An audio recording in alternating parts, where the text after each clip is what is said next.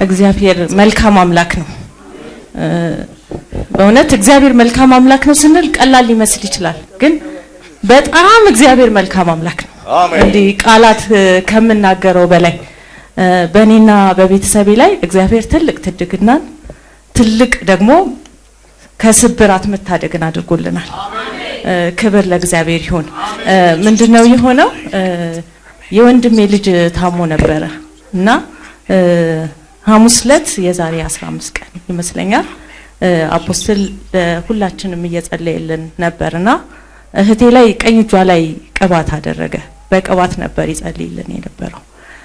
ከዛ በኋላ እህቴ ለካሌብ ብላ ጸልይለት አለች። እሺ አልኳት። ከዛ ለሐዋርያው ደሬ ካሌብ አሞታል ጸልይለት አለችው ስትለው ምን አላት? ከመናፍስት አሰራር ድግምት ተደርጎበት ነው እና በቀኝ ፓርቱ በቀኝ ሳይሆን በግራ ፓርቱ ላይ ፓራላይዝድ ሊያደርገው ያለ የድግምት ኃይል ነበር። እግዚአብሔር አራግፎታል አለን። እግዚአብሔር ይመስገናለን። በቃ በእግዚአብሔር አረፍን። ነገሩን ቀለል አድርገን አለፍን። ለወንድሜና ለባለቤቱ ደውለን ወዲያው ነገርናቸው። ከዛ በኋላ በቃ ተተነዋልኛ እግዚአብሔር አድርጓል በሚል ነገር ማለት ነው። ዓርብ ዕለት ጥሩ ነገር ላይ አልነበርኩም እኔ። ቅድም ሐዋርያው ይናገር የነበረው የሥራ ባልደረባችን ድንገት ሞቶ ዛ ነገር ላይ ነበርኩና እህቴ ጋር ደውላ የወንድሜ ባለቤት ካሌብ እንደዚህ ሆኗል አለቻት። ታሟል ምናምን አለቻትና በቃ እንትን አለን። እሁድ ዕለት ለበዓል ሁሌ በዓል አመት በዓል አብለን ነው የምናሳርፈው ሁሌ ከቤተሰብ ጋር ማለት ነው። ምሳ በልተን ምናምን በኋላ ላይ ውጭ ጠራችንና እናታችን እንዳትሰማ ካሌብ አሞታል ሰርጀሪ ይሰራለት ተብሏል አለች። እንግዲህ እግዚአብሔር የተናገረው ምንድነው? በግራ ፓርቱ ላይ ፓራላይዝ ሊያደርገውና ትልቅ ዋጋ ሊያስከፍላቸው ያለውን ነገር እግዚአብሔር አንስቷል። እግዚአብሔር ያለው ግራ ቦታ ላይ ራሱ መሆኑን እኔ አላስተዋልኩም ነበር። እህቴ ናት የምታውቀው እና በቃ እግዚአብሔር አለ ብለን ነበር። ከዛ እንዴት ያ ነገሩ ምንድን መሰላችሁ?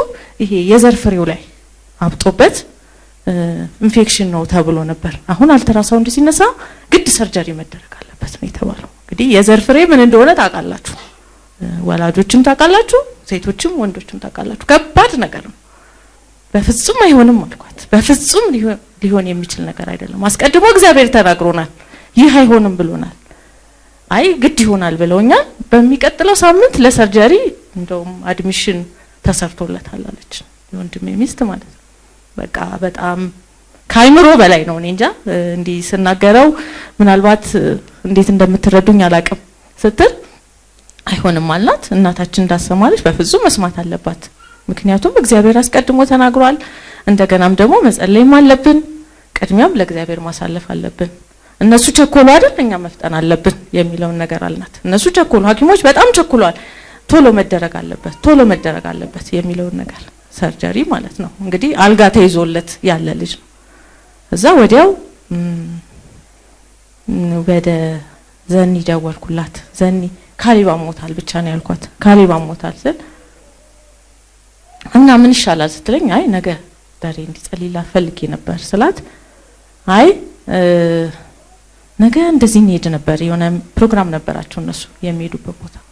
በቃ ወይ ከመሄዳችን በፊት ወይ ደግሞ ስንመለስ ይጸልይለት ስትለኝ እኔ እንጃ አላቅም አልኳት።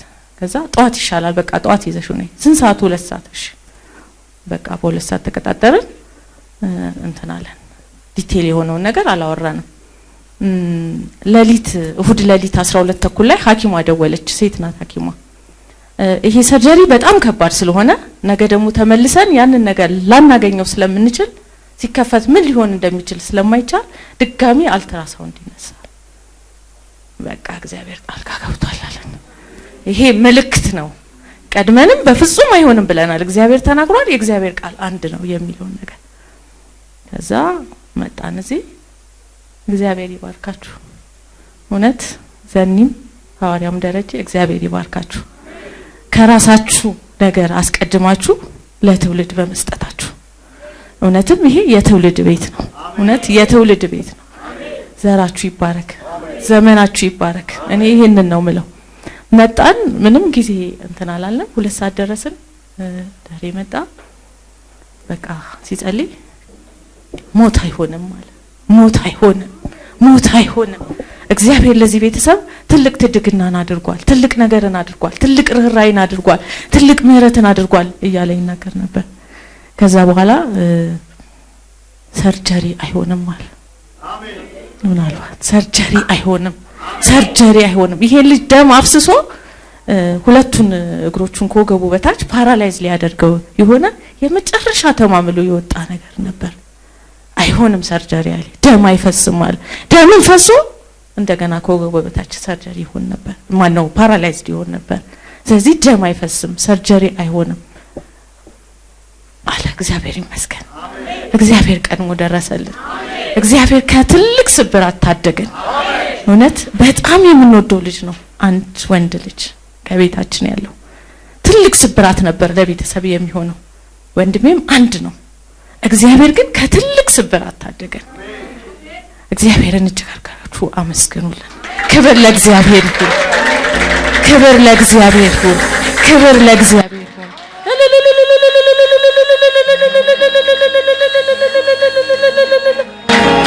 ክብሩን እግዚአብሔር ይወስደው። እግዚአብሔር በዚህ ቤት አለ። እግዚአብሔር በዚህ ቤት ትልቅ ስራን ይሰራል። እውነቴን ነው። እግዚአብሔር ትልቅ ነገር እኔም ያልተናገርኳቸው ብዙ ነገሮች አሉ በህይወቴ ያደረገው። አሁን ግን የካሌብን የመሰከርኩት ወላጆቹ መተው ይመሰክራሉ ሌላ ቀን ልጁን ይዘው። ዘመናችሁ ይባረክ፣ ዘመናችሁ ይባረክ። ለበረከት ሁኑ። እውነት እናንተ የትውልድ አባት ናችሁ። እግዚአብሔር ጸጋውን ይጨምርባችሁ። ክብር ለእግዚአብሔር።